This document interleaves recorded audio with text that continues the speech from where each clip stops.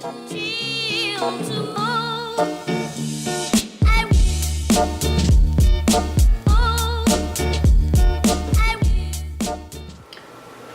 this is Tracy Vincent again with the Autism Training Center at Marshall University. Hopefully by now you've got to watch Julie O'Malley's visual supports and my first then video. Now today we're going to talk about how to use a visual schedule. So what is a visual schedule?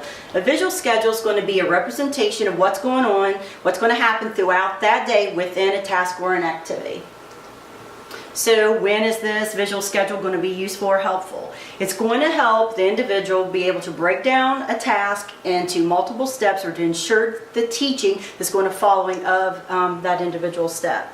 It's also going to help the individual with decreasing anxiety, help them transition by communicating when certain activities are going to occur throughout the day and or a part of that person's day. So how do I teach and how do I use it? So it's really important after the person understands the concept of sequencing activities throughout the use of that first then board or first then card. If you haven't watched the video already, please go back and, like I said, watch Julie O'Malley's visual supports and my other one on using the first then card. So now we're going to be working on, after using the first then card, how to use the visual schedule is how can you develop a more complex schedule for a series of activities for that individual throughout their day. So first and most importantly, we need to decide what activities that you're going to embed in the individual schedule. Some examples would be at school. This is just an example of one. So here at school, they may be going to music, centers here, it's story time, snack, there's a surprise, and they get to go home and they take the card off, and they move it over here into their finished pocket. What we have here is a now card and a next card. Okay, so now we're going to be working with music, then next we're going to go to centers. Okay, these serve as a very important tool because it may help with that transition for them to go see their schedule, and I'm going to talk a little bit more how to introduce the schedule. Okay, so this is an idea of just a generic example of a visual schedule for school. Also, here's a little bit more fancier one that we have. And this pocket folder I actually found at the Family Dollar. These were for $1 and very inexpensive. This schedule here is for maybe one of my little guys at home. So when he wakes up in the morning, he wakes up, he gets dressed. It's just a sequence of events, okay? Then when he gets home from school, he has his snack, etc. Evening, it's his evening routine. So again, you need to choose activities that's going to help.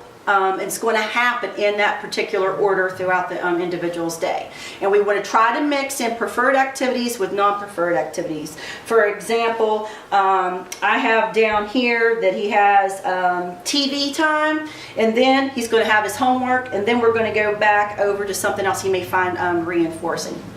Okay, so here's an example, and you can see at the bottom I've also included that first then card. If you keep all your visuals together, it's much more easy and more convenient for you and the individual that you're working with. Okay, it's really important, and there's no right or wrong picture that you can use for your visual schedules. You can use actual photographs, which that's what I enjoy doing, is actual photographs of the individual's schedule throughout their day. I go into the schools, homes, I have parents, the teachers get me actual photographs of their day, their assignments, their agenda books, whatever. It's more concrete, it's more visual, and it's actually what's happening. So actual photographs, you can go onto Google and Google Images. There are several ways that you can get the actual photos for your visual schedule. You can actually even use written words. For example, here is a schedule of one of my students that I have. He was in middle school, and it's just a written visual schedule of his day. So nothing fancy, didn't need any visuals for this. So like I said, it could be written words. You can actually use actual objects. I have actually laminated goldfish crackers as rewards, pencils, erasers, things that I have needed. So whatever, again, is best fits and individualized for the individual that you're working with. Okay, so again, that's going to show the activities, and everything is going to be in order on your visual schedule. Your schedule can be portable. For example, there's no right or wrong way. Again, I cannot stress again, being individualized. Your schedule can be in a binder. You can actually have it in a little key ring. And again, most importantly, it doesn't have to be actual pictures. You can just write it on a dry erase board and have them check off. Here's an example. You know, he goes to the bathroom, he has free time, and it is just written on a dry erase board, and he monitors himself with a check mark. Nothing fancy. Okay. Also, this is one I'm really fond of. It's very portable. I go to Lowe's and I take the paint stirrers from Lowe's, and on this one, it is, they go to homeroom, they go to reading, they have a break, then it's math time. Another way we can use this, and I use this, is, so let's say when he goes into reading, I will have that there, and on the back I will break down what does he need during reading class. He needs to have his book open, he may need to have his paper, a pencil, you know, so I will have those pictures on the back of this as a visual reminder of what is needed during that setting on his schedule. In other places, you can put them on your refrigerator home, your wall. We position them on top of the kids' desks. I've used rulers. And if you want to get more fancy, you can put them on your iPods, your iPads. So again, there's numerous, endless possibilities in using your visual schedule. So the first thing you need to be able to do to see the schedule at the beginning of each day. So the student needs to come up and look at their visual schedule.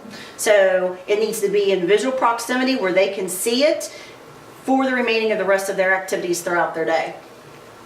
So when it's time for an activity on the schedule to occur, you need to cue the individual with a brief, very important, a brief verbal instruction. For example, say, check the schedule, look at your schedule. That's going to prompt them to go to their schedule, hopefully. This helps the person be able to pay attention and to see what next activity is going to begin within their day. At first, here's some ideas or suggestions. You may need to physically guide the person to check the schedule. Gently guide them by their shoulders.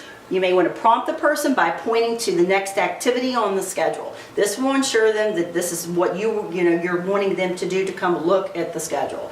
You can eventually gradually start decreasing physical prompts as they begin to use the schedule more independently. Okay, and again, we have to teach, very, very important, we have to teach the schedule. We can't expect them, because it's posted, that they're actually following the steps. We have to teach each step individually to that individual.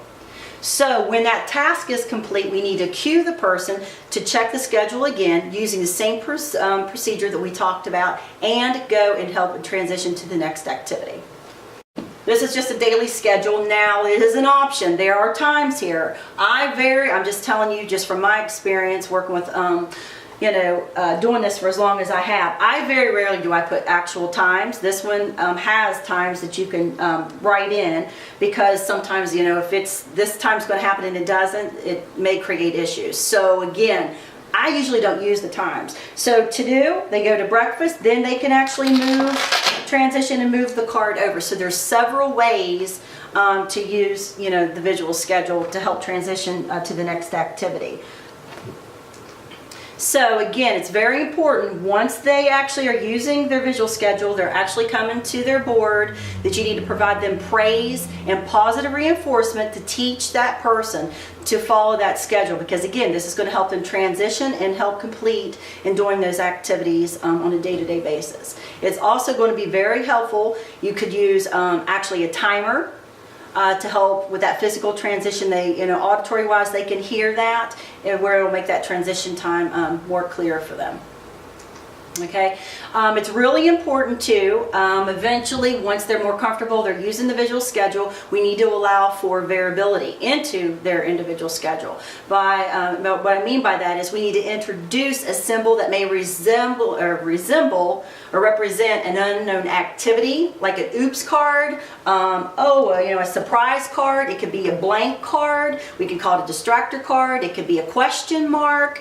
Again, that's just going to provide that that something unknown is going to happen. So we need to begin to teach this concept by pairing it with something that's more positive activity or a surprise within that daily schedule. Then we're going to gradually use this for unexpected changes in that individual schedule or routine.